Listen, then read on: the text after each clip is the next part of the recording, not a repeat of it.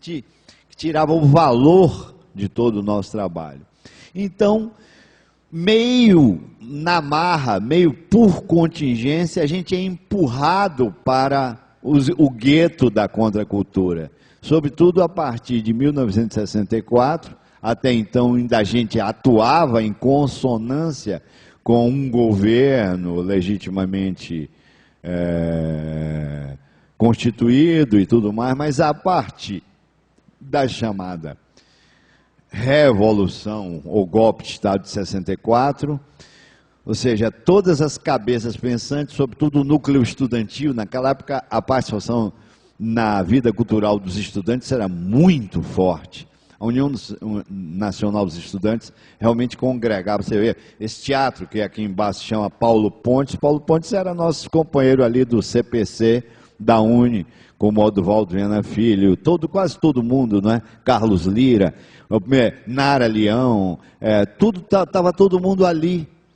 Ou nos Centros Populares de Culturas do Rio ou na Bahia, mas tudo ligado ao movimento estudantil. O movimento estudantil era mesmo uma vanguarda muito atuante.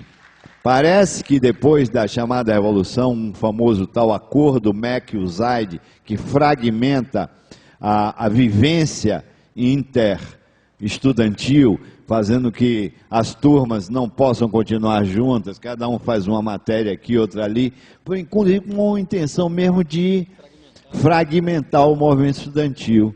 Então, o que ocorre é que nós que fizemos esse percurso, fomos mesmo banidos da possibilidade de atuar dentro das instituições sociais, que estava voltada para defender interesses que não considerávamos como os nossos legítimos objetivos e interesses.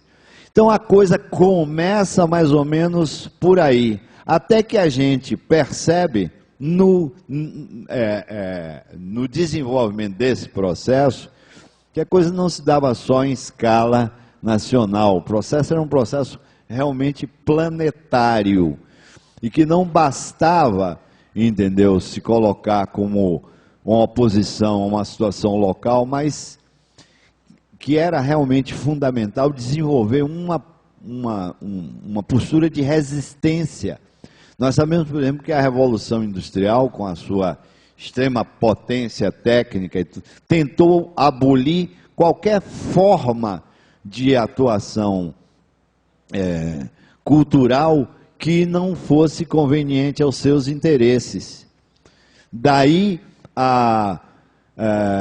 até hoje, porque a cultura hoje está muito ligada à mídia, ou seja, aquela visão da arte como uma coisa que, como colocava Hegel, como uma atividade superior de liberação dos vírus, ou seja, em relação à qual o público teria que se alçar, chegar ao nível dela, há um processo de inversão. Ela está a serviço de todo um sistema de consumo e de também controle social, entendeu? Então, qualquer manifestação artística que não esteja afinada com esse interesse da grande Revolução Industrial é também banida e confinada no plano da contracultura. Isso no Brasil teve um resultado muito rico. Nós sabemos, por exemplo, que o cinema novo no Brasil nasce exatamente da ruptura com aqueles padrões de um cinema industrial voltado ao, em suma, subserviente a todo, um cinema não pensante, entendeu? Então, todo o processo que nós vivemos, que a gente é chamado de contracultura, na verdade, eu gostaria de fazer um reparo. Eu acho que contracultura realmente era a cultura oficial, porque a cultura verdadeiramente nunca poderia ser considerado um mal para a gente se colocar como contra. Quem seria, por que ser contra a cultura? Kierkegaard afirma que a cultura é o único caminho válido que o homem tem para encontrar a si mesmo. E não é outra razão que faz com que nos encontremos aqui. Entendeu? Ninguém está querendo dinamitar a música, a literatura, o teatro. Na verdade, nós buscamos formas libertadoras dessas manifestações, contra aquelas forças que se apropriaram de todo a religião, de tudo foi colocado a serviço de um sistema desumano, demoníaco, destruidor, que hoje nós vemos as consequências aí, são gravíssimas. Quer dizer, a questão hoje de se colocar em oposição a uma ordem que Marx qualificava como tendo uma racionalidade setorial e uma irracionalidade global, ou seja, que ela não pensa a nível de totalidade, o que importa é o imediatismo e o setorialismo. Então nós vemos que hoje já não dá mais pé, já não tem mais água limpa quase, já em suma, aquelas coisas todas que para vocês nem precisa mencionar, todo mundo aqui sabe muito bem, quem está reunido aqui, a gente que já se conscientizou que a deterioração do meio ambiente e de quase tudo, todos os valores, exige uma tomada de consciência, e essa tomada de consciência necessariamente não pode ser conformista, não pode ser adesista e utilitária no sentido imediato, tipo oba-oba, não pode se ter aqueles ideais do sucesso material, deu dinheiro, está tudo bem, ou então gera tantos empregos. São argumentos hoje que devem ser colocados sob o crivo de uma crítica rigorosa.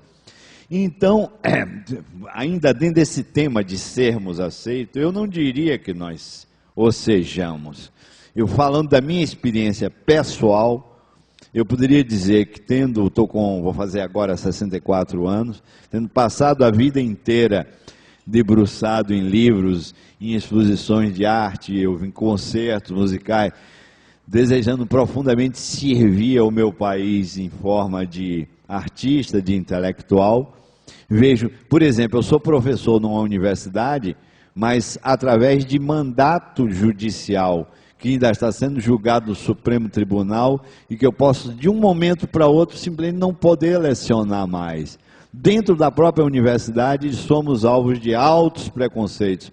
Aquele corporativismo universitário só privilegia grupos que estão afinados em programas que já são traçados por esse próprio establishment.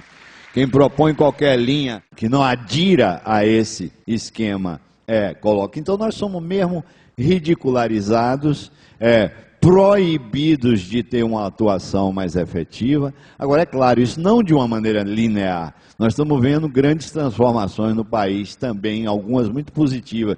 Então ocorrem essas coisas, mas não devemos ficar sempre atentos e verificar que não é bem assim. Por outro lado, também criticar essa coisa, me cabe, enquanto depoimento aqui, criticar essa questão do tal contra, nesse sentido, em que não se trata, na verdade, de um movimento que seja dialeticamente, necessariamente de antítese.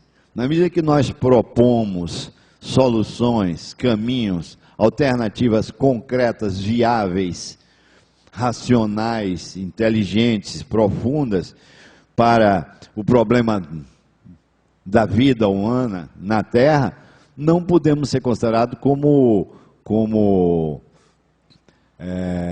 iconoclastas, porque a ideia de contracultura implica nessa destruição de falsos valores, também um aspecto importante de toda a transformação.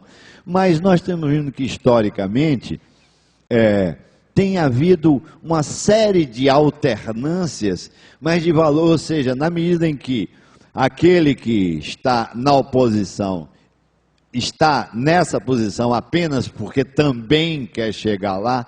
Vi muita gente dizer isso. Quando bota a grana no bolso, o negócio muda de figura. Já vi muita gente que pensava de uma maneira, pensar de outra na medida em que passou a pertencer ao corpo dominante dessa sociedade predatória, ou seja, esquece aqueles ideais. Quero dizer que não se trata de se colocar numa posição realmente de apenas buscar um um novo espaço, e aí, ou seja, pelo menos na minha perspectiva, desde o período do tropicalismo e tudo mais, sempre me preocupei com a ideia de valores permanentes, de realmente buscar, como se nós estivéssemos vivendo uma doença e que a gente buscasse uma cura para essa doença.